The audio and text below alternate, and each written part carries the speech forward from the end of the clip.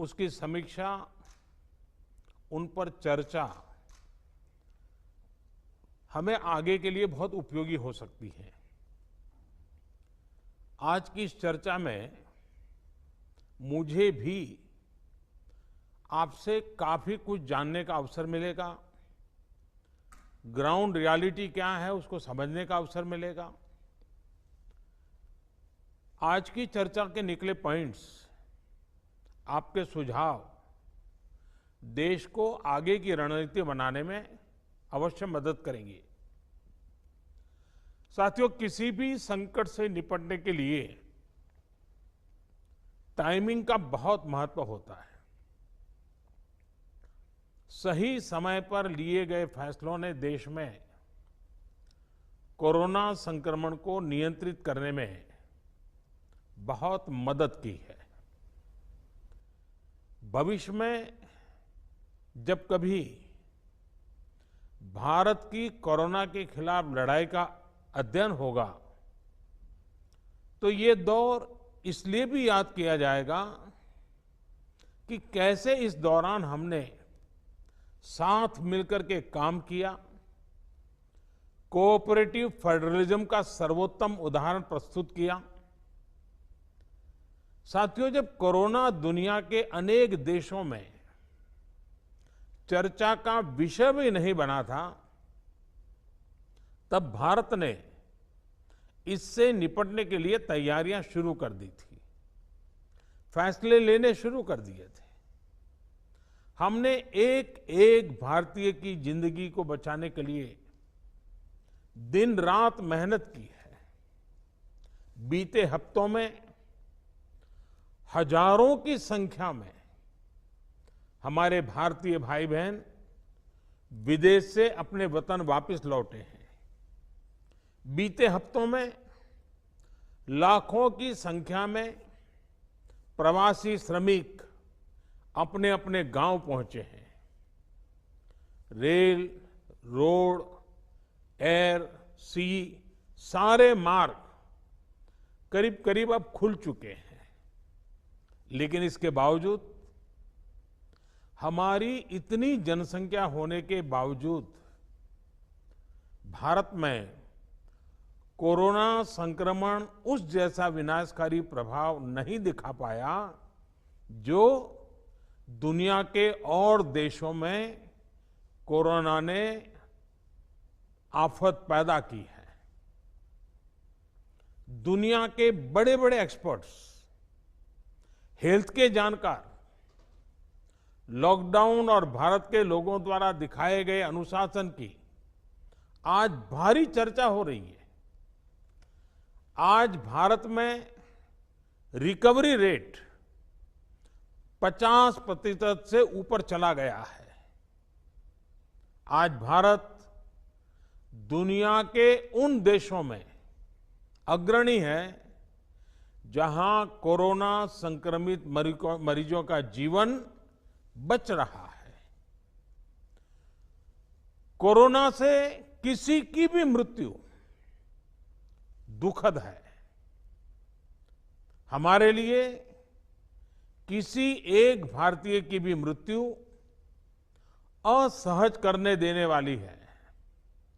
लेकिन ये भी सच है कि आज भारत दुनिया के उन देशों में है जहां कोरोना की वजह से सबसे कम मृत्यु हो रही है।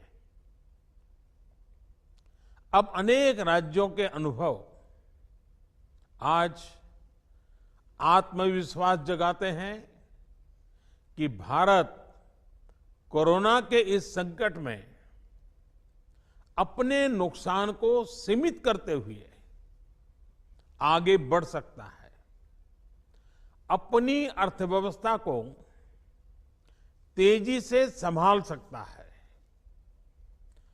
साथियों, बीते 2 हफ्ते के अनलॉक 1 ने हमें एक बड़ा सबक ये भी दिया है कि अगर हम नियमों का पालन करते रहें, सारे दिशा निर्देशों को मानते रहे, तो कोरोना संकट से भारत को कम से कम नुकसान होगा। इसलिए मास्क या फेस कवर, उस पर बहुत ज्यादा जोर देना अनिवार्य है, आवश्यक है। बिना मास्क या फेस कवर के घर से बाहर निकलने की अभी कल्पना करना भी सही नहीं है। ये जितना खुद उस व्यक्ति के लिए खतरनाक है, उतना ही उसके आसपास के लोगों के लिए भी। इसलिए 2 गज की दूरी का हमारा मंत्र हो, दिन में कई बार 20-20 सेकंड के लिए साबुन से हाथ धोने की बात हो, सैनिटाइजर का इस्तेमाल हो, ये सभी बहुत गंभीरता से किए जाने चाहिए। खुद की सुरक्षा के लिए, परिवार की सुरक्षा के लिए, विशेषकर घर के बच्चों और बुजुर्गों की सुरक्षा के लिए ये बहुत जरूरी है। अब तक लगभग सारे ऑफिसेस खुल चुके हैं। प्राइवेट सेक्टर में भी लोग ऑफिस जाने लगे हैं। बाजारों में, सड़कों पर भीड़ बढ़ने लगी है। तो ये सारे उपाय ही कोरोना को तेजी से फैलने से रोकने में मददगार होंगे। थोड़ी सी भी लापरवाही, थोड़ी सी भी ढिलाई, अनुशासन में कमी कोरोना के खिलाफ हम सभी की लड़ाई को कमजोर करेगा। और इतने दिनों की जो तपस्या है, उस पर पानी फिर जाएगा। हमें इस बात का हमेशा ध्यान रखना है कि हम कोरोना को जितना रोक पाएंगे, उसका बढ़ना जितना रोक पाएंगे, उतना ही हमारी अर्थव्यवस्था खुलेगी, हमारे दफ्तर खुलेंगे, मार्केट खुलेंगे, ट्रांसपोर्ट के साधन खुलेंगे और उतने ही रोजगार के नए अवसर भी बनेंगे।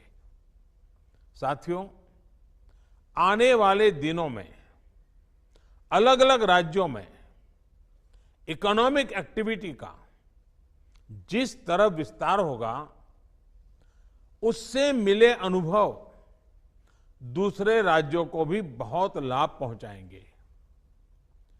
बीते कुछ हफ्तों के प्रयासों से हमारी अर्थव्यवस्था में ग्रीन शूट्स दिखने लगे हैं।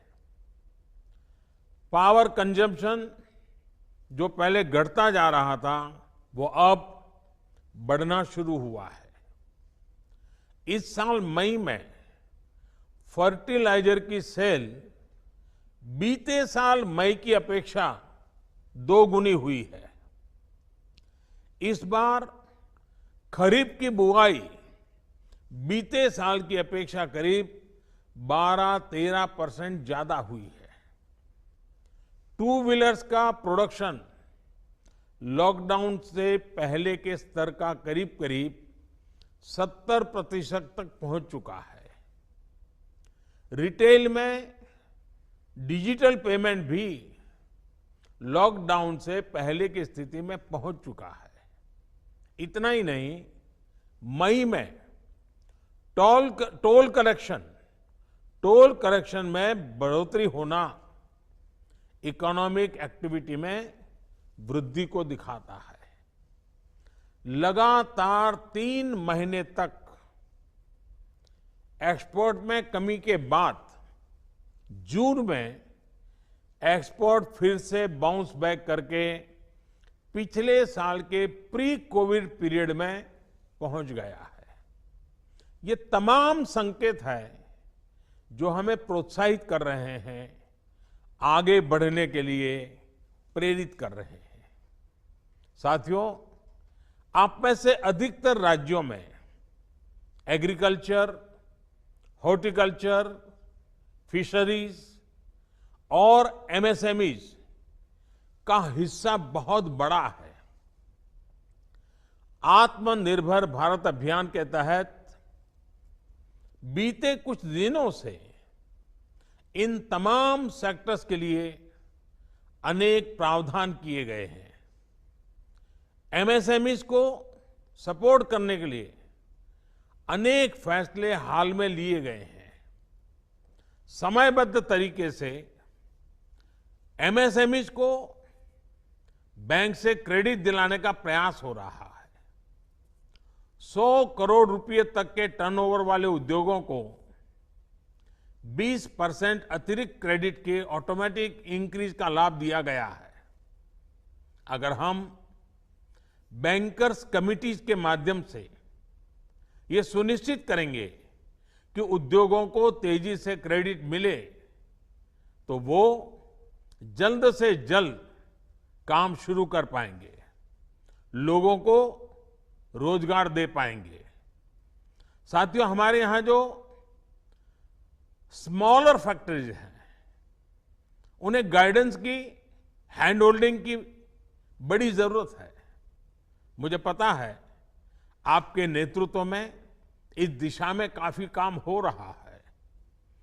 ट्रेड और इंडस्ट्री अपनी पुरानी रफ्तार पकड़ सकें, इसके लिए वैल्यू चेन्स पर भी हमें मिलकर काम करना होगा।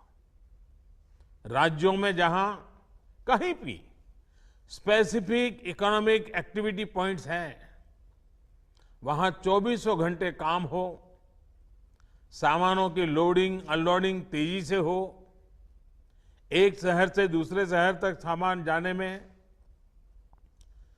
स्थानीय स्तर पर किसी तरह की दिक्कत ना हो, तो इकोनॉमिक एक्टिविटी और तेजी से बढ़ेगी। साथियों, किसान के उत्पाद की मार्केटिंग के क्षेत्र में हाल में जो रिफॉर्म्स किए गए हैं, उससे भी किसानों को बहुत लाभ होगा। इससे किसानों को अपनी उपज बेचने के लिए नए विकल्प उपलब्ध होंगे, उनकी आय बढ़ेगी और खराब मौसम के कारण, स्टोरेज के अभाव के कारण उनको जो नुकसान होता था, उसे भी हम कम कर पाएंगे। जब किसान की आय बढ़ेगी तो निश्चित रूप से डिमांड भी बढ़ेगी और राज्य की अर्थव्यवस्था की गति भी बढ़ेगी। विशेष तौर पर नॉर्थ ईस्ट और हमारे आदिवासी इलाकों में फार्मिंग और हॉर्टिकल्चर, इसके लिए अनेक अवसर बनने वाले हैं।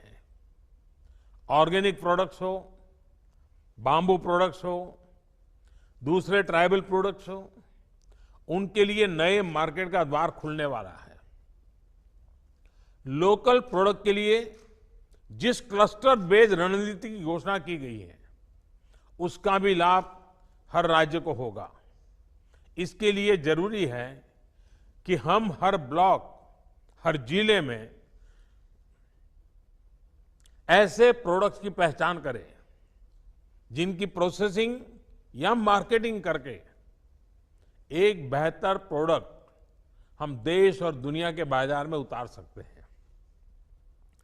साथियों, बीते दिनों आत्मनिर्भर भारत अभियान के तहत जितनी भी घोषणाएं की गई हैं, वो एक निश्चित समय सीमा के भीतर जमीन पर उतरे, इसके लिए हमें एकजुट होकर काम करना है। इस पृष्ठभूमि में कोरोना से लड़ाई और इकोनॉमिक एक्टिविटी से जुड़े आपके जो सुझाव हैं, जो तैयारियां हैं, वो जानने के लिए मैं बहुत उत्सुक हूं और मुझे पक्का विश्वास है कि अनुभव के आधार पर आपकी जो बातें आएगी, वो आने वाले रणनीति बनाने में बहुत काम आएगी। मैं गृह मंत्री जी से आग्रह करता हूं कि वे आगे की चर्चा का संचालन करें